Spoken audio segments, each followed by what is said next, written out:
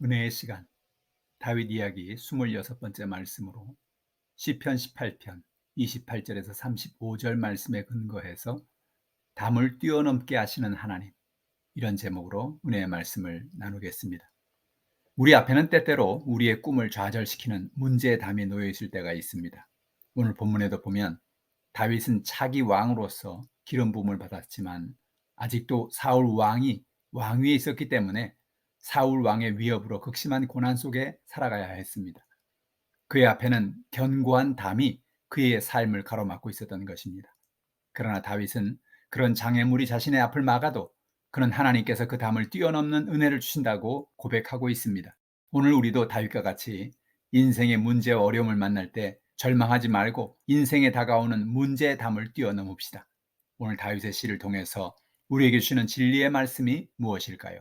첫째로, 하나님은 우리에게 등불을 켜주십니다. 시편 18편 28절에 보니 주께서 나의 등불을 켜시며 여호와 내 하나님이 내 흑암을 밝히시리이다 라고 말합니다. 다윗의 인생에 어둠이 다가왔습니다.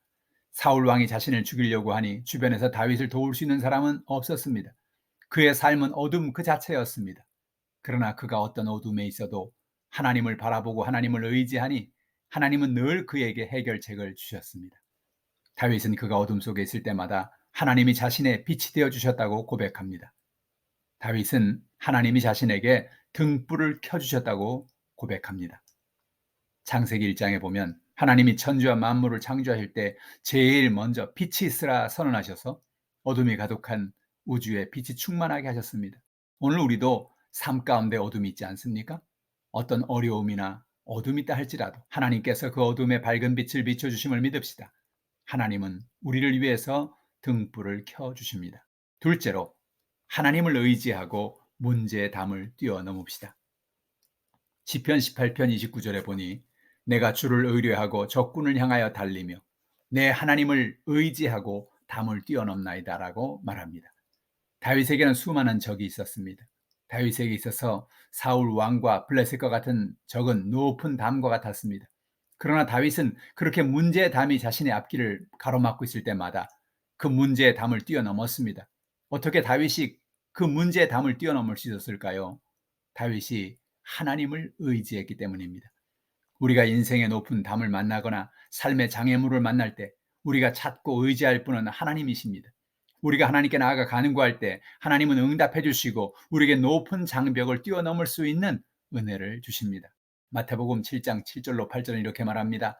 구하라 그러면 너에게 주실 것이요 찾으라 그러면 찾을 것이요 문을 두드리라 그러면 너에게 열릴 것이니 구하는 이마다 얻을 것이요 찾는 이가 찾을 것이요 두드리는 이에게는 열릴 것이니라.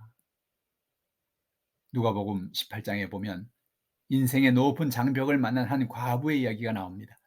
그 여인은 억울한 일을 당했습니다. 그러나 아무도 그 여인을 도와주려는 사람은 없었습니다. 그러나 그 여인은 포기하지 않았습니다. 그 여인은 자신의 문제를 해결해 줄 수 있는 그 마을의 재판장을 떠올렸습니다. 성경에 보면 그 재판장은 불의한 사람이라고 말하고 있지만 그 여인은 그 재판장에 가서 자신의 억울한 일을 아뢰었습니다. 그 재판장은 불의한 사람이라서 처음에는 여인의 문제를 해결해 주려고 하지 않았습니다. 그러나 그럼에도 불구하고 그 여인은 포기하지 않고 끈질기게 재판장에 나아가 간청했습니다.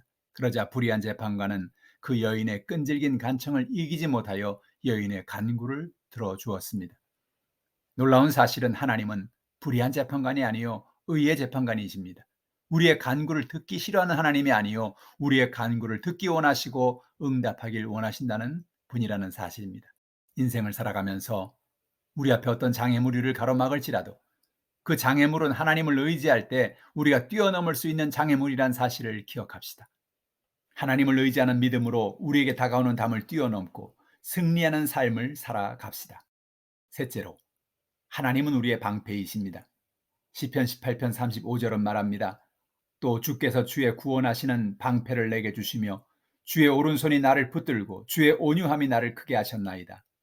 오늘 본문에 보면 하나님이 구원하는 방패를 내게 주신다고 고백합니다. 다른 본문에서는 다윗은 하나님이 자신의 방패라고 고백하고 있습니다. 시편 3편 3절에 보니 여호와여 주는 나의 방패이시요 나의 영광이시요 나의 머리를 드시는 자신이다 라고 말합니다. 우리가 인생의 문제를 만날 때 잊지 말 것은 그 순간에도 하나님이 우리의 방패가 되신다는 것입니다.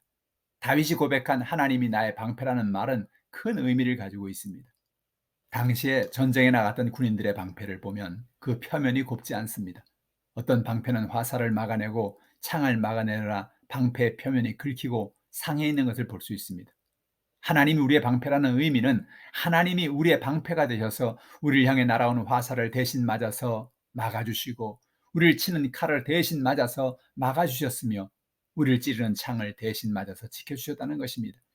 방패 표면이 거칠수록 그 방패 뒤에서 피하는 사람의 생명을 그 방패가 지켜주었다는 것입니다. 예수 그리스도는 오늘 우리의 방패이십니다. 예수님 우리를 위해 찔려지셨습니다. 예수님 우리를 위해 상하셨습니다. 그래서 우리가 구원받게 되었습니다. 하나님은 우리가 고난과 어두움의 시간을 통과할 때 우리의 방패가 되셔서 우리를 지켜주시는 것입니다. 예수님은 십자가 위에서 우리의 방패가 되셔서 우리에게 다가올 죽음을 대신 담당하시고 우리에게 구원을 주시고 영원한 생명을 주셨습니다. 하나님은 그의 오른손으로 우리를 붙들고 계십니다. 오늘 본문에 보면 다윗은 하나님이 자신을 오른손으로 붙잡고 계신다고 고백하고 있습니다. 오른손은 의로운 손이고 힘 있는 손을 말합니다.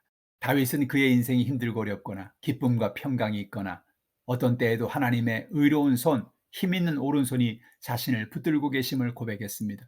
오늘 우리도 인생을 살아가면서 문제를 만나고 어려움을 만날 때 하나님이 그의 오른손으로 우리를 붙들고 계심을 잊지 맙시다. 우린 인생을 살아가면서 어둠의 골짜기를 지나갈 때가 있습니다. 그러나 그 순간에도 우리가 기억해야 할 것은 하나님이 우리의 등불을 켜주신다는 사실입니다.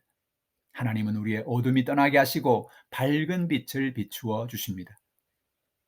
우리의 삶에 어떤 문제의 담이 우리를 가로막고 있을지라도 하나님을 의지하는 사람은 그 문제의 담을 뛰어넘을 수 있는 믿음과 은혜를 베풀어 주시고 담대함을 주십니다. 우리가 고난을 통과할 때 우리는 혼자가 아니라는 사실을 기억합시다. 하나님은 그 순간에도 그의 힘 있는 오른손으로 우리를 붙들고 계시는 것입니다. 오늘 어떤 문제로 고민하십니까? 하나님을 의지함으로 문제의 담을 뛰어넘는 다윗처럼 승리의 삶을 살아가는 저 여러분 되시기를 원합니다. 기도합시다. 하나님 아버지, 하나님께서는 우리에게 등불을 켜주시니 감사합니다. 어둠 가운데 우리에게 등불을 켜주시어서 모든 연약함에서 모든 어두움에서 승리의 삶을 살 수 있도록 은혜를 주시니 감사합니다. 우리 인생에 다가오는 문제담을 뛰어넘게 하시고 우리의 방패가 되셔서 우리에게 날아오는 모든 화살과 모든 연약함의 문제에서 우리를 구원해 주시니 감사합니다.